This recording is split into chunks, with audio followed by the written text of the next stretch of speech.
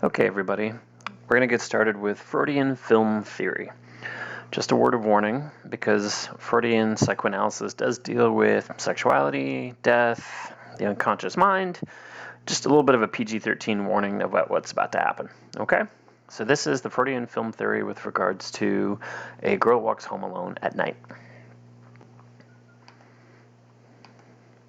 So, the key concept here that you need to realize, some of you may have seen this before, is the idea that according to Freud and all of his psychology buddies, the notion is that what we do, what we say, how we act is all on the surface.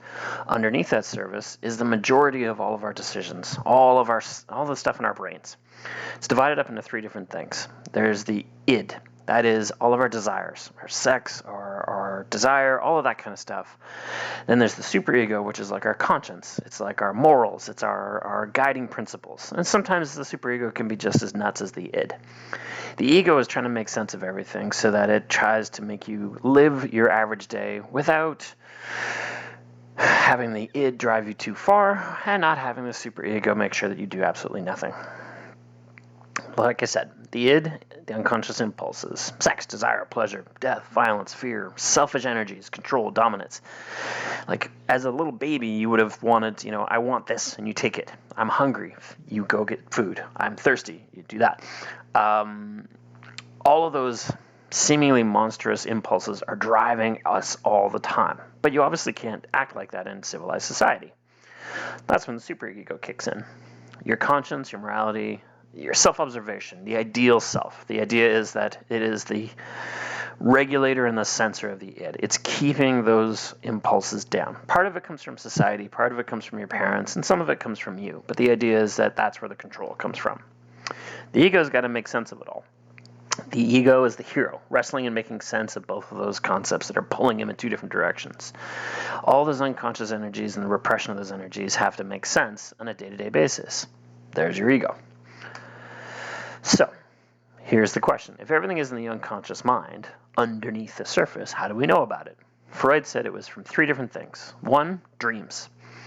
Now, like I said, it doesn't necessarily mean that everything that you're dreaming has some sense of, but the idea is that in those dreams, symbols and all these types of clues come up that help to tell exactly what's happening in your unconscious mind.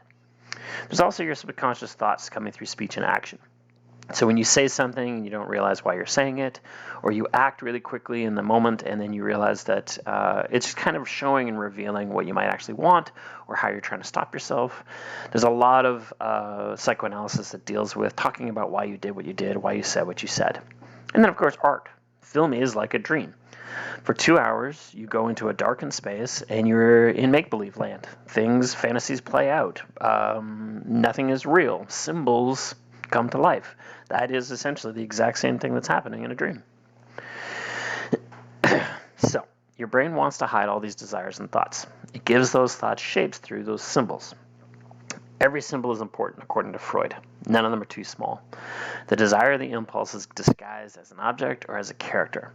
So all of the smallest, tiniest details that you would normally see in a film actually do matter if you're using the filter of Freudian analysis. Also to throw in, there's the Oedipal complex, based on the story of Oedipus Rex.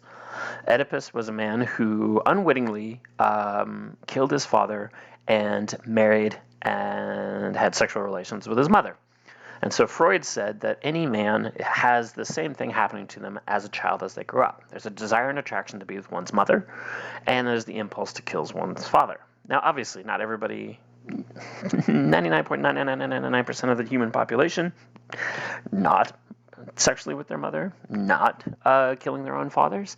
The idea is it's about replacing the father figure. It's about the idea of our first impression of what a woman is, what feminine is.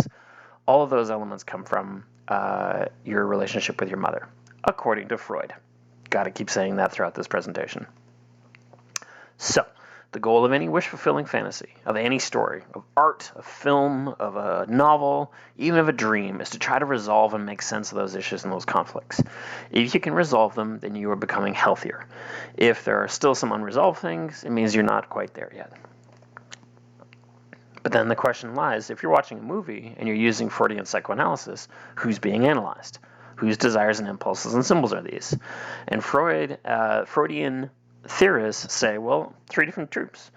There's the filmmaker, there are the characters within the story themselves, and there's also us, the audience. How we perceive it, our reactions to it, are just as important as anything else that's going on in the movie. So, Girl Walks Home Alone at Night by Anna Lily Armapour. Let's see what we can find. Again, it's a bit of a bumpy ride, just to warn you. But theoretically, makes perfect sense. So, here's the possibility. The girl is the filmmaker's superego. She represents the conscience. She represents the desire to do good, the desire to suppress, repress, and punish those id-like desires. So who are the id? All the other characters. The pimp, the princess, the junkie, the prostitute. Each of those characters represents wanton sexuality, drug use, self-satisfying behaviors, violence, both sexual and physical. A lot of serious id going on in those characters. And then you have Arash, who's the representation of the ego, the one who has to make sense of it all, our so-called hero, the person who has to kind of come to grips with and develop a relationship with the superego so that he can take care of and control those id-like impulses. So Arash wants to resolve his attraction to the id. So he is attracted but to the princess, but she's unattainable. So you have that scene in the party. You have the flirtation scene that happened before when he was in her bedroom. The idea is the fact that she represents an ideal that he cannot possibly get because she is going to reject him. He has a conflict with the pimp, trying to be him, his manhood. That will play out, and I'll explain in a second how that happened. There's also the avoidance and rejection of the prostitute as a surrogate mother. Here's where it gets weird. Surrogate mother, you say? Think about it. The prostitute has a sexual relationship and an emotional, although weirdly emotional, relationship with the father. At one point, the father does accuse the mother of haunting him in the form of a cat. He also keeps referring to the prostitute as a cat. So there is some issues there, and we're going to talk about that in a sec. And of course, Arash is dealing with his Oedipal desire to get away from his junkie father. Wants to take care of him, wants to do the right thing, but ultimately does try to reject him, doesn't want to get him away, and we see what happens there. He also, Arash, wants to resolve his conflict with the superego. He's falling in love with the girl, and if the girl represents the superego, he's got to make sense of that. She slowly but surely begins to represent his lost mother, and we'll talk about how in a second. She protects Arash from the id's influence and damage, taking care of him almost like a mother. When he acts like a child when he's high, she's trying to get him home, hurting the people that hurt him. She tries to come to terms with the prostitute. So the girl and Addie, the prostitute's name, try to have a conversation. The girl does spare her, but at the same time, the prostitute rejects her. They just cannot meet on common ground. And she kills his father, which is Oedipal Wish Fulfillment 101. Here are some symbols. These are the ones that I saw that kind of came up. We'll go back to the cat. The very first scene, we see Arash stealing the cat. Now, the cat, even though it's described as male, often represents the feminine. And the way that we can tell that is because it gets compared to Addie the prostitute, and it does get compared to the mother. So let's say we're Freudian psychoanalysts looking at this movie. If Arash is stealing the cat at the beginning and holding it dear, almost as he would a missing mother, the father rejects the cat as the mother image. The cat winds up at the prostitute's house, which is the surrogate mother. And in the end, the superego takes on and adopts the cat. Then we could see that as the mother's feminine and sexual aspect being shown in the movie all the way throughout. Then on the opposite side, you have the car. Cars, by their very nature, as they are designed as phallic, are often represented of the male genitalia.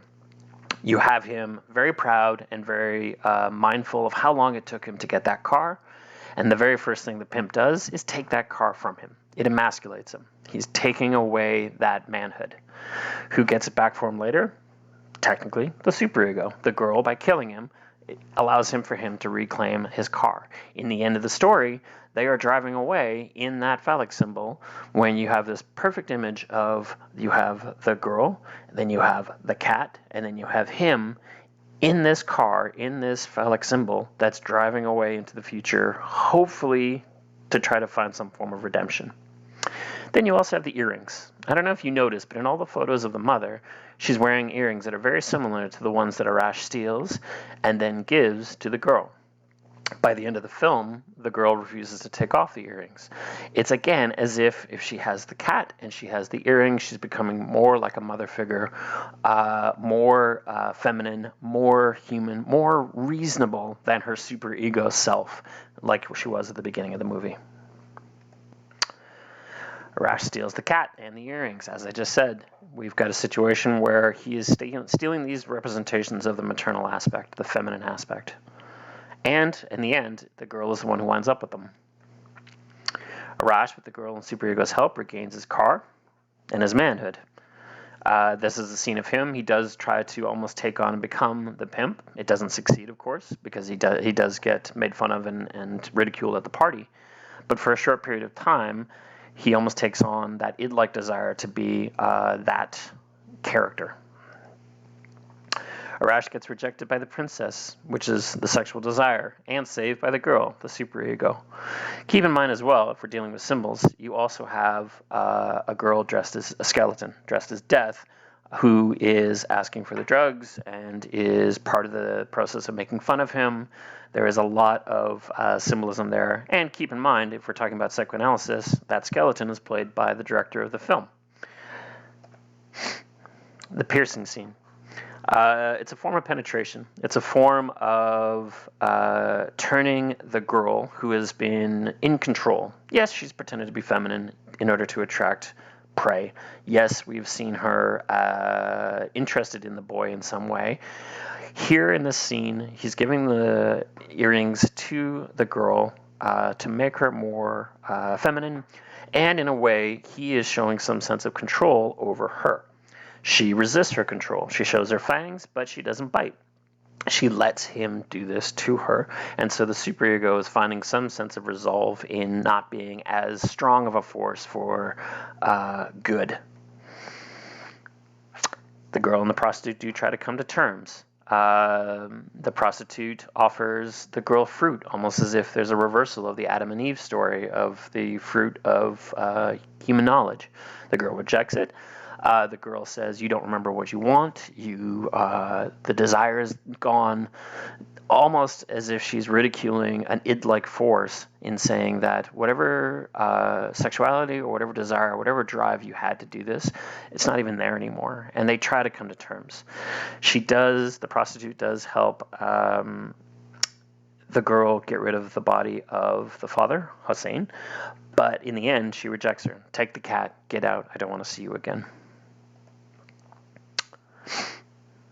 The prostitute, surrogate mother, and the father do not consummate the relationship because the superego intervenes. So even though you have that almost mother-father-like relationship, keep in mind as well that in the photographs of the mother, she looks very similar to Adi. So there is that surrogacy happening there.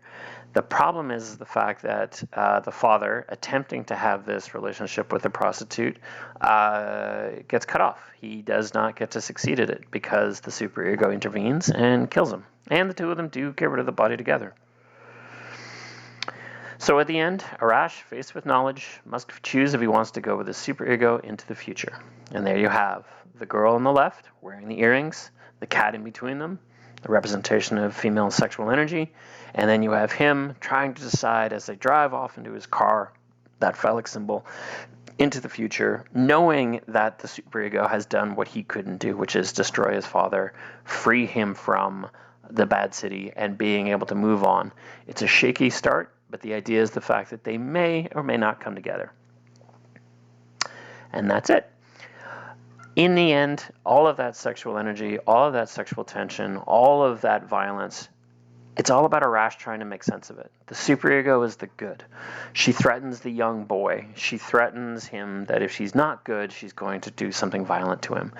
The young boy has to kind of make sense of that. The young boy is there when the father is killed. It's almost as if the young boy is a part of that process, as if he represents a young Arash. There is so much going on so many levels, and I've just even started with the Freudian. Sounds wackadoo, sounds kind of crazy, but you have to consider that it's a possibility if you use the right filter.